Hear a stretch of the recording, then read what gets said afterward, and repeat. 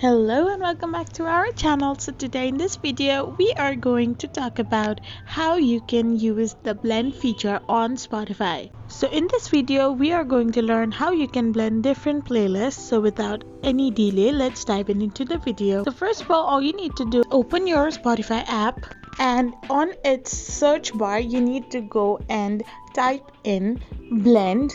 So once you type in the word blend on your search bar, so once you are done, you can get the blend on the genre. So now to create a blend, just simply tap into create a blend and invite friend. So you can invite your friend via different apps. Here you can even mail the link to your friend. So once your friend accepts your invite, you can have a playlist blended according to your preferences. So once your friend accepts your invite, your playlists will get mixed up. So to blend it, you need to click on the three dots, which will then allow you to view your blend story. So once you click on it, your music tastes will be shown, which will allow you to have your musics blended properly. So to check your blend, you can go back to your blend and it will be completed. So now if you don't want your musics to be blended, you can just leave the blend by tapping it. So this is how you blend playlists on Spotify.